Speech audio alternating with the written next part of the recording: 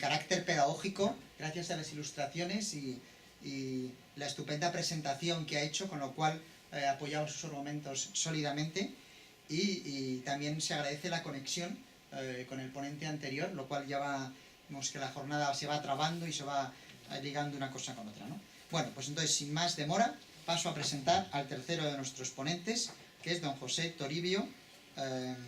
Antes se me ha olvidado decir el título de su ponencia, aunque usted ha explicado rápidamente, y además con el tema de la resiliencia y tal y todo esto, ¿no? La inestabilidad económica. Para que no se me olvide, voy delante con el tema. Don Juan José Toribio hablará sobre el tema del neoproteccionismo y sus consecuencias económicas. Pero antes me permito presentarle. Don Juan José Toribio es profesor emérito de Economía en el IES, Business School de la Universidad de Navarra. Es presidente del CIF, Centro Internacional de Investigación Financiera. Es doctor en Economía por la Universidad de Chicago e ITP por la Harvard Business School. Licenciado en Economía también por la Universidad de Barcelona. Durante 10 años ha sido director del IES Business School en Madrid. Ha desempeñado puestos de relevancia, además de todo esto, tanto en el sector público como en el privado. Por ejemplo, ha sido economista del Banco de España, director general de Política Financiera del Ministerio de Economía, director ejecutivo del Fondo Monetario Internacional en Washington, entre otros. Además, ha ocupado cargos directivos en diversas entidades financieras, como el Banco Urquijo, el Banco Hispanoamericano y la Caixa. Ha sido presidente del Instituto Español de Analistas Financieros y de AIAF, Mercado de Renta Fija, así como vicepresidente de MEEF, Mercado de Derivados Financieros, y consejero de la Bolsa de Barcelona. En el sector industrial fue consejero de Nestlé, Xfera, Abertis, Telecom y otras compañías. Durante 6 años participó semanalmente en el programa CNN Plus, Economía a Fondo, analizando la actualidad económica española e internacional. Ha escrito más de un centenar de artículos y colaborado en numerosos libros y publicaciones especializados en economía y finanzas. Entre sus libros destacan Globalización, Desarrollo y Pobreza, 2003, La crisis financiera y sus lecciones, 2008, y El sistema financiero español, su funcionamiento y reforma. Ya voy acabando, diré finalmente, para resumir todo esto, simplemente que el profesor Toribio cuenta con una dilatada y exitosa carrera profesional, tanto en el sector público como en el privado y en el académico. En cuanto a su dilatada actividad académica, cabe sintetizarla afirmando que el profesor Toribio se ha centrado en la economía empresarial, la teoría monetaria, la economía internacional, la economía de la Unión Europea y las instituciones financieras. Además de los libros ya citados, ha publicado diversos artículos académicos y para profesionales, así como libros de casos prácticos sobre todos estos ámbitos. El profesor Toribio tiene la palabra.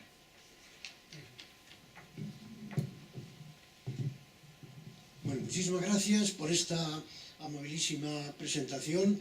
Creo recordar que fue Ronald Reagan, el presidente de Estados Unidos, el que, cuando fue objeto también de una presentación tan amable como la que he tenido yo hoy, añadió: solo siento que no está aquí mi madre para oír todo esto.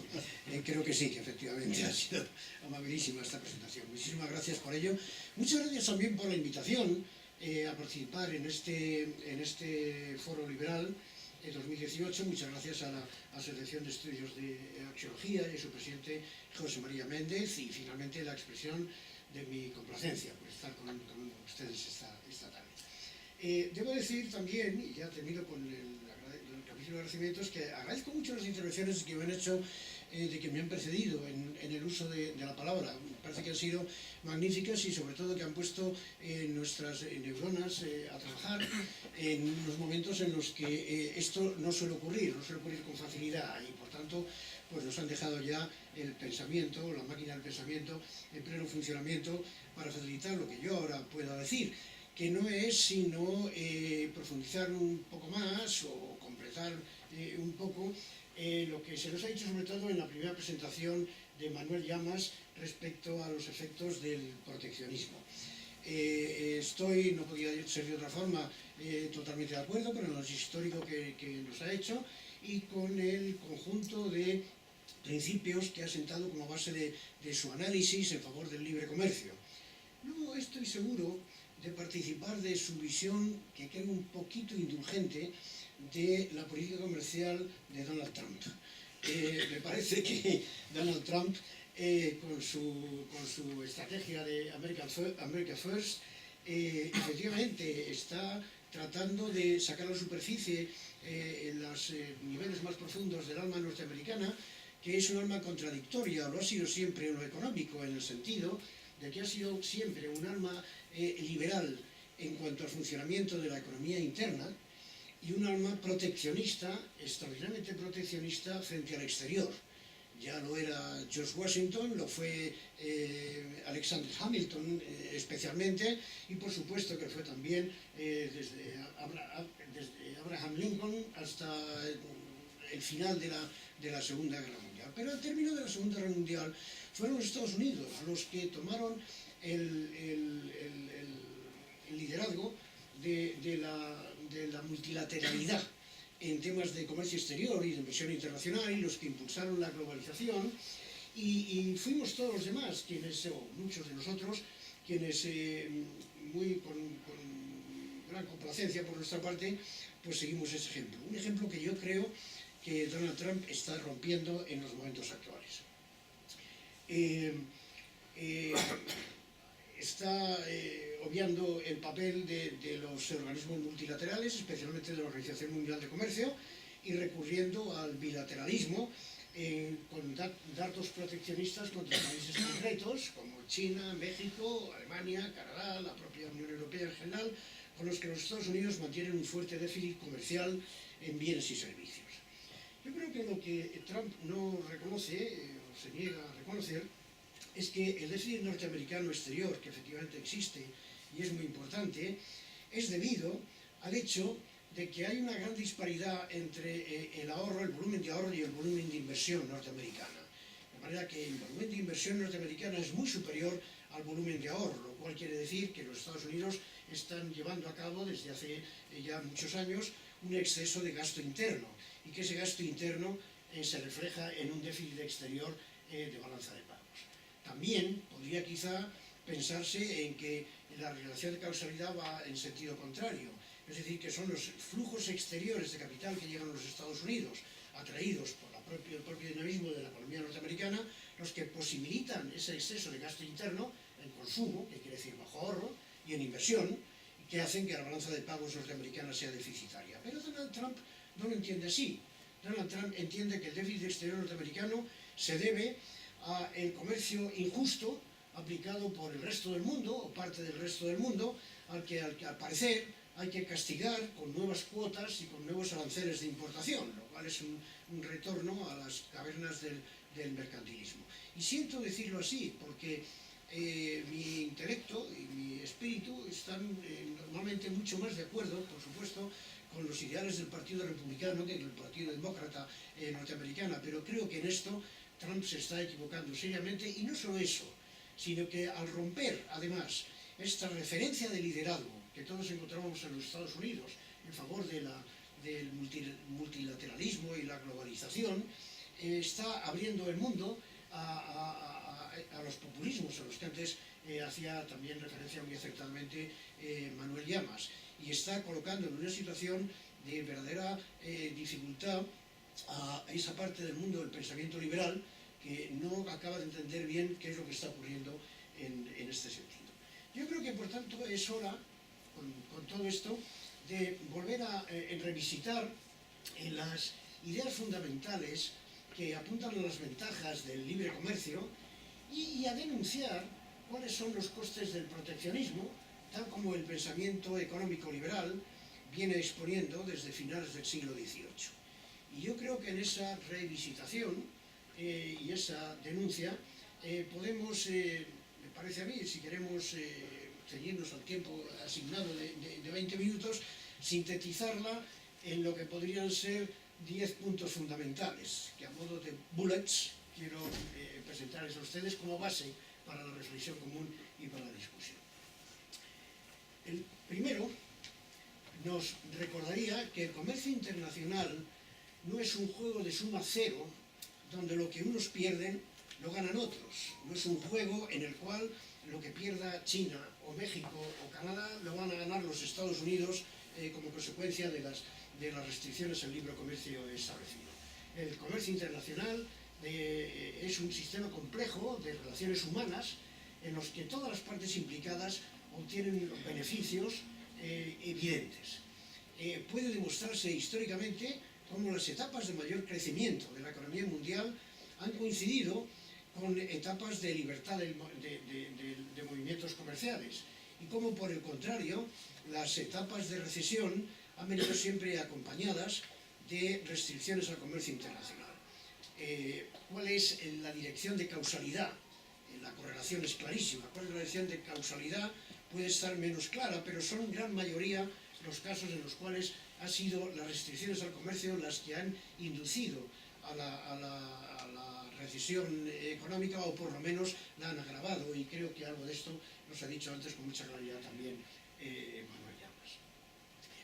Podríamos decir que no se ha registrado ninguna crisis mundial que haya sido debida al comercio libre. Por el contrario, todas las crisis mundiales han venido determinadas por políticas económicas equilibradas o por malas prácticas financieras, jamás por la libertad comercial o por la intensidad de las transacciones internacionales.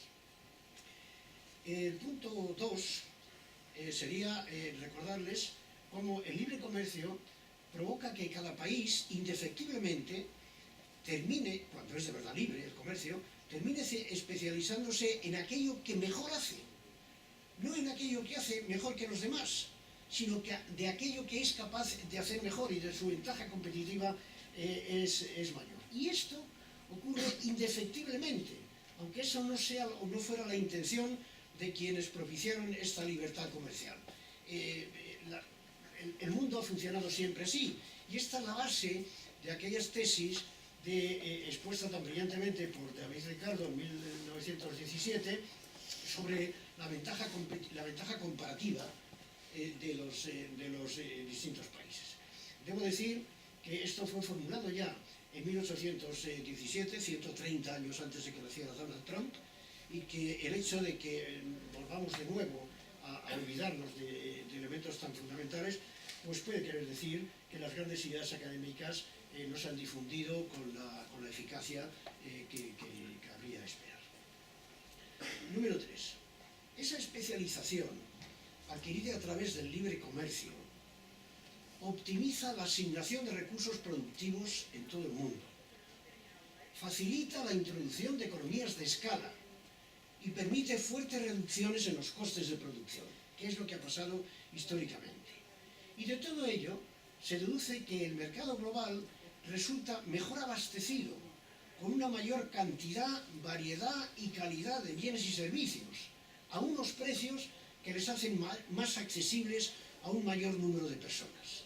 Esto es el comercio, estos son los efectos del comercio mundial. Y esta es la experiencia vital de cuantos estamos en esta sala, especialmente de cuantos peinamos canas y somos capaces de recordar todavía la época de la autarquía y cómo la apertura al comercio significó para un país como el nuestro, pero para los que comerciaron con nosotros también, una época de prosperidad que era difícilmente esperable hace 40 o 50 años.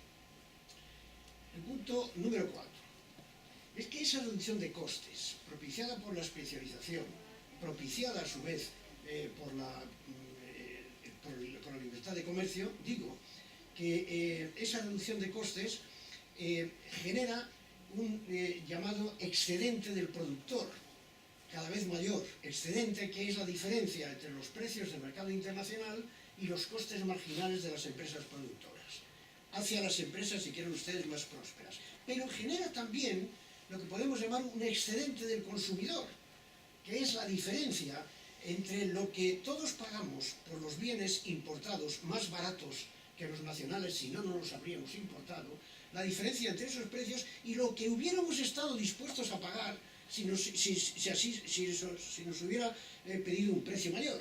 Esto es lo que denominamos el excedente del consumidor. Y este excedente, que crece con la libertad comercial, hace que los ciudadanos puedan emplear una menor parte de su renta en comprar esos bienes y servicios objeto del comercio y, por tanto, tengan mayor disponibilidad para comprar otros bienes y servicios y en general para aumentar la calidad de su nivel de vida. Punto número 5. El libre comercio facilita la competencia internacional y con ella la creatividad y la innovación, tanto en los bienes y servicios, en la calidad de los bienes y servicios, como en los procesos a través de los cuales se producen. De forma que esta innovación, esta creatividad, que forma parte de la resiliencia de un país, está íntimamente vinculada a la libertad de comercio internacional. Punto 6. El libre comercio internacional, o a través de él, se impulsan las transferencias de tecnología y las ideas empresariales. Y la historia demuestra que los intercambios comerciales han sido también una fuente poderosa de inseminación cultural y científica.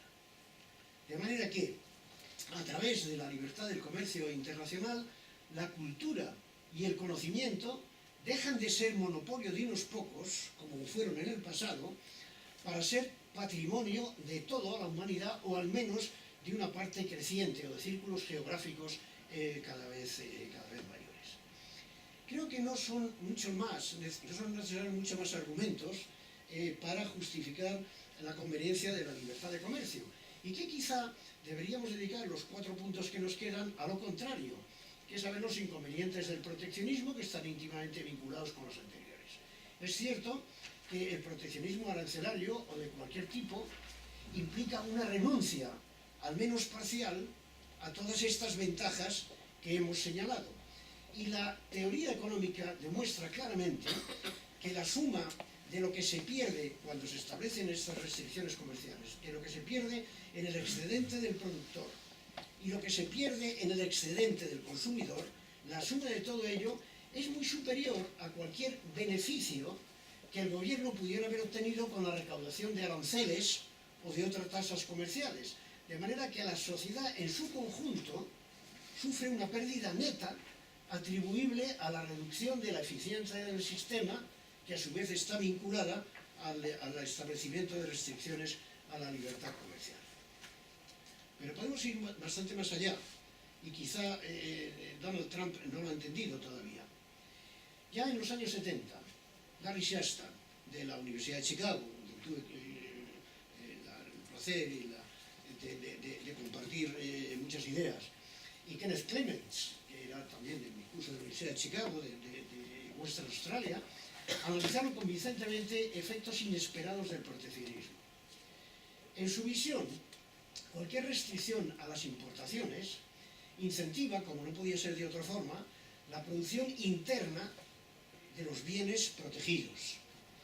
Pero esto hace que los recursos se orienten hacia la producción de esos bienes protegidos y, por tanto, resulten más escasos y más caros para la reproducción de los restantes bienes y servicios, incluidos los bienes de exportación.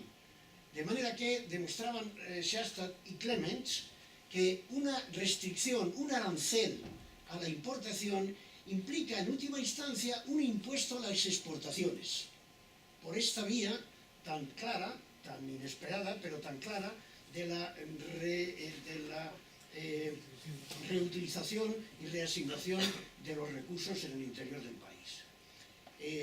Ya entiendo que todo esto parece algo teórico, pero está claramente demostrado en los últimos años. Ni los más intervencionistas podían imaginar que cuando están poniendo trabas al comercio de importación, están a su vez penalizando las propias exportaciones del país, porque le están restando recursos a la producción de esos bienes y servicios. Punto 9, y es el anteúltimo, y ya vamos terminando. Es impensable que las medidas proteccionistas adoptadas por un gobierno, en este caso de un país tan importante como los Estados Unidos, no tengan inmediato reflejo de revancha por parte de los restantes países afectados, que también se van a sentir legitimados para establecer barreras a las importaciones procedentes de los primeros, en una más que probable espiral de irracionalidad económica a nivel global.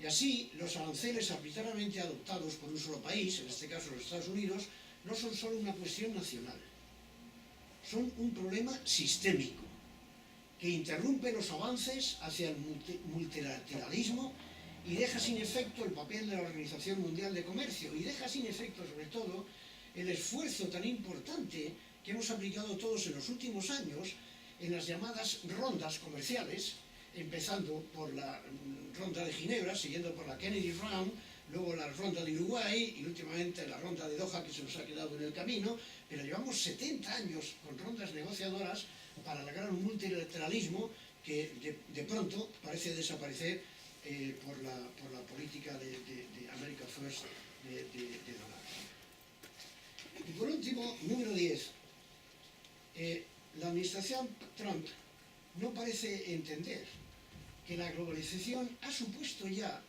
cambios estructurales importantes en el comercio internacional, que es mucho más complejo de lo que él piensa. Hoy ya no hablamos de empresas internacionales, que fueron aquellas que antes de la Segunda Guerra Mundial invertían más allá de sus fronteras en la búsqueda de materias primas. Tampoco está de moda hablar de empresas multinacionales, que son aquellas que después de la Segunda Guerra Mundial traspasaron en su inversión las fronteras de su propio país para explotar otros mercados donde se establecían.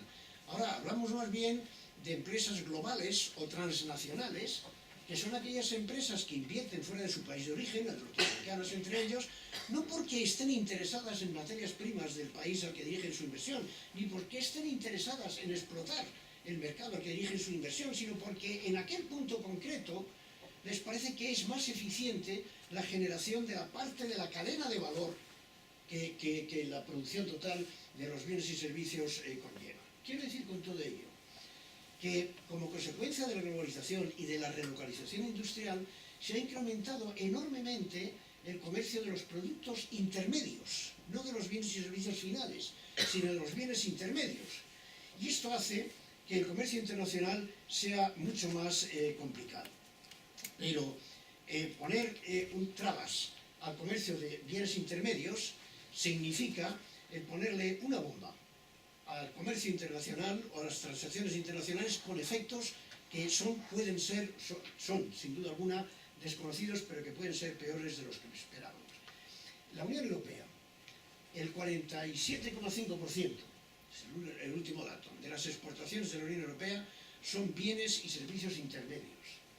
Más del 50%, el 56% de las importaciones de la Unión Europea son también bienes intermedios. Y para los Estados Unidos la proporción es un poco menor, tanto en exportaciones como en importaciones, pero siguen siendo bienes intermedios. El interrumpir este flujo de bienes intermedios significa, como les decía, un salto en el vacío. Refiriéndose, por ejemplo, a las tarifas aduaneras con las que Trump pretende amparar la producción nacional de acero, el propio Larry Summers, y me da pena tener que decirlo porque Larry Summers es del Partido Demócrata, pero en esto creo que tiene razón, decía literalmente, frente a la prevista protección del acero, pero en los Estados Unidos hay menos trabajadores en el sector siderúrgico, ahora protegido, que en los simples servicios de manicura. Sin embargo, el acero, ahora encarecido, es un input clave para industrias norteamericanas que emplean 50 veces más trabajadores que toda la siderurgia en su conjunto. De manera que la penalización que se impone a las empresas norteamericanas que estaban importando acero es muy superior a la protección que se pretende dar a aquellas empresas que de todas formas habían dejado ya de producir acero en el interior de los Estados Unidos. Y todo esto es todavía más complicado si lo que consideramos es no ya la naturaleza del producto, bien intermedio o final, sino, más allá de todo esto, la titularidad del capital o del management de las empresas que producen estos bienes y servicios, porque es perfectamente posible que al establecer un obstáculo arancelario a la importación de un bien, estemos penalizando a una empresa nacional que simplemente había llevado parte de su producción al exterior. Y en esto los ejemplos son innumerables. El último de ellos fue en la primavera de este año, ya empezó el verano de este año, cuando dos de los mayores productores de paneles solares de los Estados Unidos, que fueron Suniva, establecida en Atlanta, y Solar World Americas, establecida en Oregon, declaró un concurso de acreedores, o amenazaron con declarar concurso de acreedores porque decían no poder competir con los aranceles solares que se exportaban de China y de Alemania, lo cual motivó que la administración Trump estableciera un arancel de importación sobre esos paneles solares. Poco tardó en descubrirse que el capital de Suniva era chino y que por lo tanto lo que estaba era buscando protección a su inversión dentro de los Estados Unidos, y que el capital de Solar World Americas es 100% Solar World AG de Alemania, que estaba, igual que los chinos, buscando protección a su inversión dentro de los Estados Unidos, y que el arancel a la importación de los paneles solares estaba, por el contrario, perjudicando a una serie de empresas norteamericanas que habían establecido la producción de esos mismos aranceles al otro lado de la frontera en México. Y esas empresas presentaron una demanda judicial contra la administración Trump que todavía está pendiente de resolver.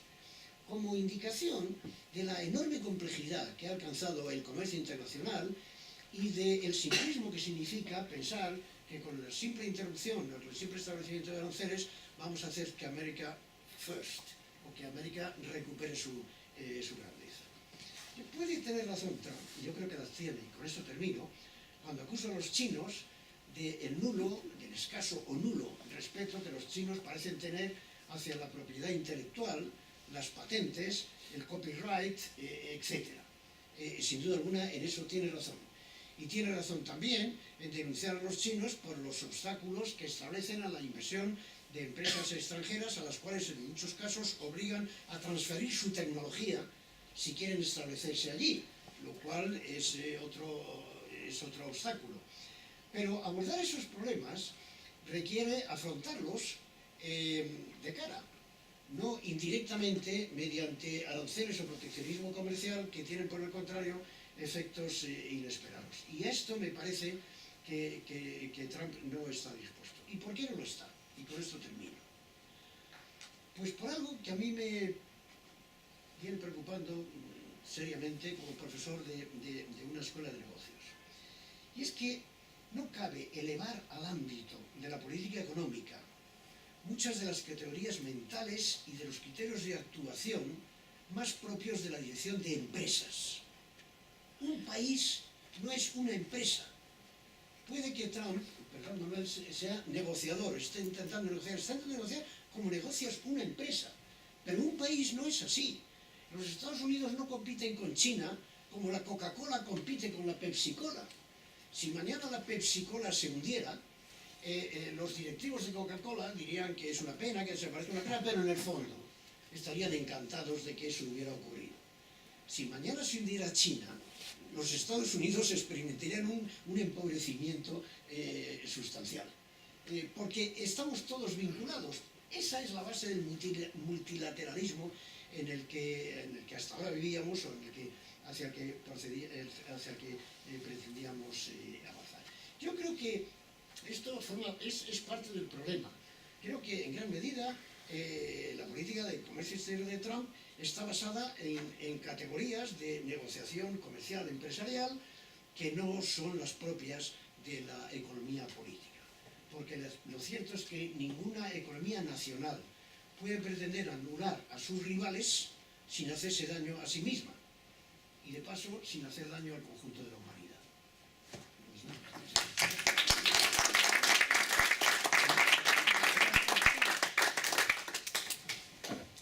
Muy bien, pues agradezco al profesor Toribio, la verdad, su intervención, que ha sido esclarecedora. Yo creo que ha obrado un portento, que ha relacionado las dos intervenciones que le han precedido, y además ha sabido también matizar, incluso hacer alguna crítica a algunas de las benevolencias que don Manuel ha tenido con el señor Trump, etcétera, etcétera. O sea, ha criticado, ha matizado algunas de las posiciones, y además creo que nos ha dado unas pistas de futuro sobre lo que puede pasar en función de esas interpretaciones tan hondas que ha hecho.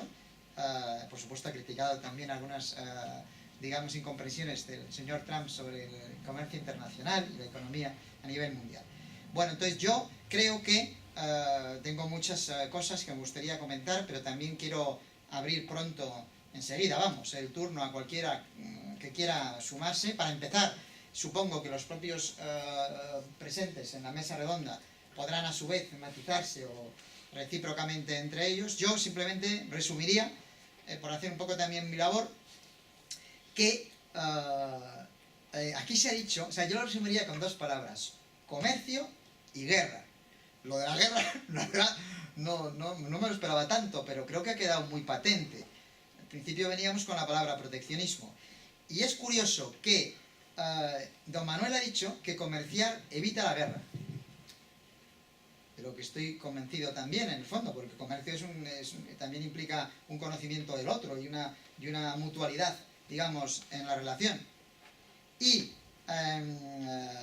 luego, el profesor Toribio ha hablado en el fondo de una guerra comercial. Claro, curiosamente tenemos en la mesa un militar, ¿no?, español, que ha sido el que, al trazar esa pirámide positiva, ha hablado más bien en positivo y no en esos enfrentamientos. Y ha hablado de cosas positivas para lograr, ¿no?, por ejemplo, la calidad institucional que tanta falta nos hace, y más en estos momentos, como para buscar lo positivo. Claro, yo la pregunta que hago a los tres, porque creo que se puede hacer una pregunta con sentido que involucraría a los tres, para que aquel de ellos que se sienta interpelado, más o menos, pues si quiere, se abra a ella, y si no, pues inmediatamente pues la reservamos para que otras personas intervengan. Sería, bueno, claro, en el fondo lo estaba anticipando el profesor Toribio.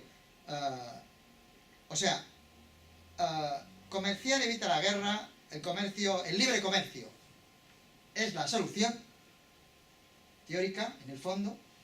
Enseguida a los liberales, por supuesto, siempre se les dice lo mismo, pero es que no hay libre comercio como tal. ¿Qué es eso del libre comercio en este momento? Y tal, cuando hay guerra, y más ahora justo.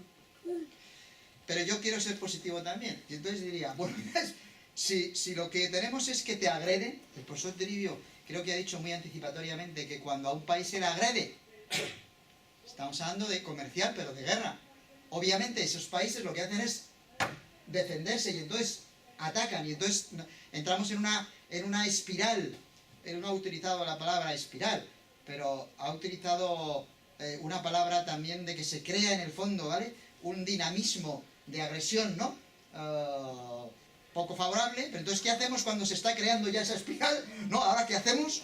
Porque esto está ocurriendo realmente, ¿no?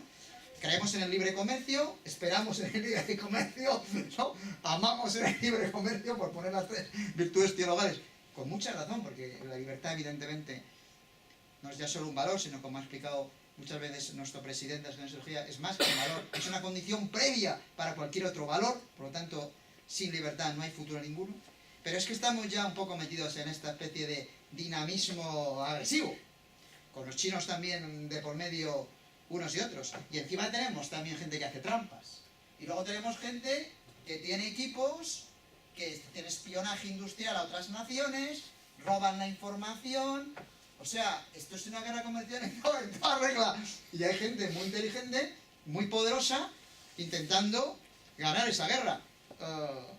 Yo creo que aquí también los valores, ¿no?, deberían requerirse, ¿no?, para combatir en esa guerra de forma eficaz, y sobre todo para desactivar en el fondo esa guerra. Pero no olvidemos que hay intervencionismos de unos y de otros tremendos para ganar la especie de combate que ellos, incluso siendo provenientes de países como Estados Unidos, abanderados de libre comercio hasta ahora y tal, en algunos aspectos, ¿no?, o ese multilateralismo, mejor dicho, y tal. Sin embargo, tenemos ya a Estados Unidos claramente como montado en ese tapete estratégico bélico comercial. Y entonces ahora nosotros, ¿qué podemos hacer? Aparte de, por supuesto, construir una pirámide interna, nacional, positiva, europea, de tal, pero es que nos están, en el fondo, también agrediendo. Entonces, ¿cómo respondemos, digamos, a esos desafíos reales actualmente, abogando, por supuesto, por el libre comercio, con la palabra, con la obra, pero además hay algo más que podamos hacer? ¿O cómo debemos hacer esa, digamos, esa defensa del libre comercio cuando estamos siendo también nosotros agredidos también? Por alusiones, a mí me gustaría, aparte de agradecer la magnífica exposición del profesor Toribio, aclarar que yo no soy trampista. O sea, soy todo lo contrario al trampismo. considero que Trump es un personaje peligroso, considero que Trump está profundamente equivocado en materia económica y comercial, no tanto en materia económica, que también podríamos discutir sobre ello, pero sobre todo en materia comercial. Lo único que me gusta de Donald Trump son algunas de las cosas que ha hecho. Yo siempre me he considerado muy crítico con todos los políticos, me da igual que sea Partido Popular, Partido Socialista, eso de moverte por etiquetas me parece absurdo, yo me muevo por ideas y por principios. Entonces, si mañana Podemos defiende una reducción de impuestos, una reducción de gasto público y medidas liberalizadoras, pues yo aplaudiría a Podemos. Y si el Partido Popular defiende lo contrario, pues lo criticaré. ¿Qué es lo que me preocupa de Donald Trump? Me preocupa la mentalidad que tiene, absolutamente proteccionista, profundamente equivocada. Su política fiscal, el déficit público en Estados Unidos está creciendo, porque es cierto que ha bajado impuestos, pero ha mantenido el gasto público intacto, con lo cual el déficit público está aumentando. Lo único positivo para mí de Trump es las medidas o políticas desreguladoras. Ha aprobado una norma por la cual, por cada ley que se apruebe, ley federal que se apruebe en Estados Unidos, hay que eliminar 2. Se está hasta cierto punto liberalizando algunos aspectos de la economía norteamericana, lo cual me parece positivo. Ahora bien, dicho lo cual, y respondiendo a su pregunta, claro, porque ¿qué pueden hacer? Trump está aquí ya, ¿qué hacemos ahora con él? Aunque no nos guste. Trump, ¿qué es lo que yo introducía? Básicamente es proteccionista o negociador. Estoy totalmente de acuerdo con usted, profesor Toribio, que él tiene una mentalidad profundamente empresarial. De hecho, él se considera un experto en materia de negociación. Ha escrito libros, bestsellers, sobre cómo negociar. Y lo ha llevado al mundo de la política. Y lo está llevando al mundo de la política. Y esto tiene, para mí, su lado bueno y su lado malo. Lo bueno es que cuando llegó Trump al poder, todo el mundo daba por hecho, o la mayoría de la gente daba por hecho, que esto iba a ser la catástrofe. Iba a ser absolutamente demencial. Bueno, el paso del tiempo está demostrando que no está siendo tan negativo como muchos auguraban. Porque si bien es cierto que es proteccionista y si bien es cierto que está profundamente errado en política comercial, su objetivo no es volver a levantar barreras infranqueables. Su objetivo, desde mi punto de vista, es renegociar tratados que ya estaban en vigor. Con lo cual, para mí, se aleja la posibilidad de una guerra comercial al uso. Una guerra comercial como la que vivimos tras el crash del 29, una guerra comercial en el que Estados Unidos se vuelva o imponga un modelo autárquico que sería tremendamente nefasto, no solo para los estadounidenses, sino para el conjunto de la economía global. Yo creo que la intención de Trump va para otro lado. La intención de Trump, estoy de acuerdo en que huye del multilateralismo, lo cual desde luego puede tener consecuencias, pero aboga por un bilateralismo en el cual se negocian tratados comerciales. Lo que pretendía era renegociar el acuerdo NAFTA, y lo ha renegociado. ¿Qué ha cambiado el acuerdo NAFTA? Han cambiado cosas, pero nada sustancial, nada profundamente sustancial, que ponga en riesgo los flujos comerciales entre Estados Unidos, México y Canadá. Quiere renegociar acuerdos comerciales con la Unión Europea, porque es cierto que desde Europa se critica mucho a Trump, yo el primero, pero muchas veces tenemos que ser críticos con nosotros mismos. La Unión Europea es profundamente proteccionista, tanto en el exterior como a nivel interno. Se está subvencionando casi la mitad del presupuesto comunitario, y esto desde luego sabe mucho Sebastián, mucho más que yo, va dedicado a proteger con dinero público a un sector muy concreto que es el sector de la agricultura. Y esa protección perjudica directamente a los países más pobres, latinoamericanos y africanos, que están deseando vendernos sus alimentos y sus productos agrícolas a Europa. Y nosotros no les dejamos, porque cerramos las barreras y porque subvencionamos a nuestro sector. Por lo tanto, no pueden competir con nosotros. Bueno, yo soy crítico en ambos sentidos. Me parece mal el intento de aumentar barreras arancelarias por parte de Trump como, desde mi punto de vista, método de negociación, porque creo que puede llevar riesgos. Ha funcionado en algunos aspectos, pero creo que puede tener graves riesgos, pero también soy muy crítico con nuestro proteccionismo interno. Por lo tanto, y ya acabo porque si no me extiendo demasiado, para mí, ¿qué es lo que deberíamos hacer? Ojalá, a mí me da exactamente igual, no, porque lógicamente nos afecta, pero yo no le puedo decir a Trump qué es lo que puede hacer o lo que no puede hacer. Yo como europeo, lo que me gustaría exigirle, tanto a mi país como a la Unión Europea, es que se abran más al comercio internacional. Si la Unión Europea es cada vez más, o abraza cada vez con más fuerza el libre comercio, bueno, si Trump levanta barreras arancelarias, allá él. Hay muchos países que no levantan ningún tipo de barrera arancelaria, que comercia libremente con todos aquellos que quieran comerciar libremente con ellos, sin necesidad o con independencia de lo que haga el contrario. Bien, yo creo que lo último que debe hacer la Unión Europea, y con esto acabo, es seguirle la senda a Trump. Es decir, si Trump nos amenaza con aranceles, lo que creo que no debería hacer la Unión Europea es poner aranceles a los productos y bienes norteamericanos, o ponerle impuestos injustos a las multinacionales norteamericanas implantadas en Europa, porque eso en última instancia nos perjudica a nosotros mismos. Yo creo que has hecho un resumen bastante acertado de lo que está haciendo Trump en la actualidad. Permítame recordarte que tú lo has expresado muy bien, ese ciclo nefasto que se inició en la plena recesión norteamericana, que precisamente ese desencadenante de ese proteccionismo salvaje que se impuso, generó en unos pocos años una caída del 66% del comercio mundial, y eso llegó hasta el final a una guerra mundial. Eso no lo queremos nadie. Hoy en día, cuando hablamos de la situación geopolítica, estamos en lo que los expertos llaman en una especie de tolerance war.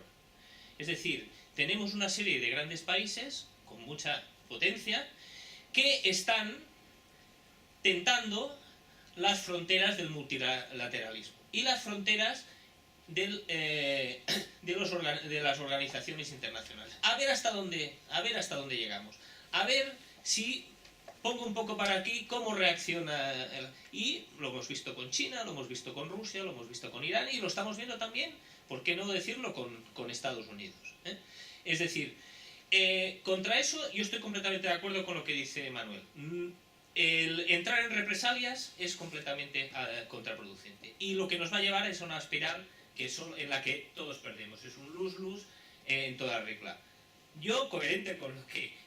yo creo sinceramente en el multilateralismo, pero creo también que las instituciones globales tienen que reformarse y actualizarse a la realidad de los tiempos, porque reflejan un equilibrio de poder que ya no es el que había justo después de la Segunda Guerra Mundial.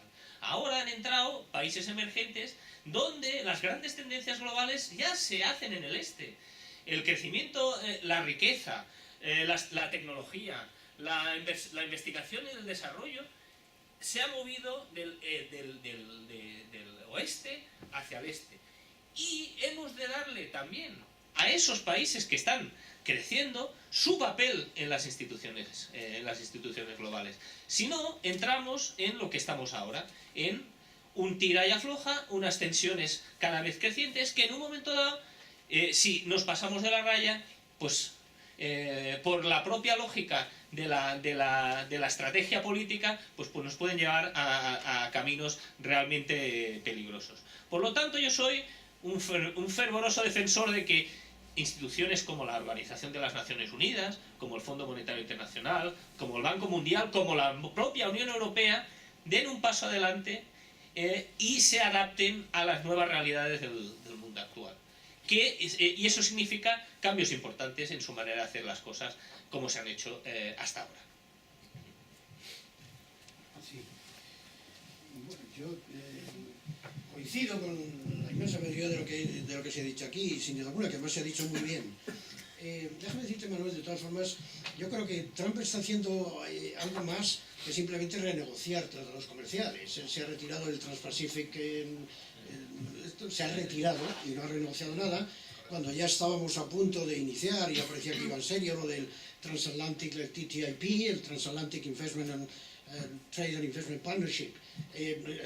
Ha dicho que no quería saber nada y se ha retirado, de manera que no es simplemente la renegociación de NAFTA, que por cierto podría haber sido una renegociación hacia mayor intensidad en los flujos comerciales, ha sido lo contrario, al revés, de manera que yo creo que está haciendo bastante más, y que además es bastante más peligroso por algo que también se acaba de decir ahora, cuando estoy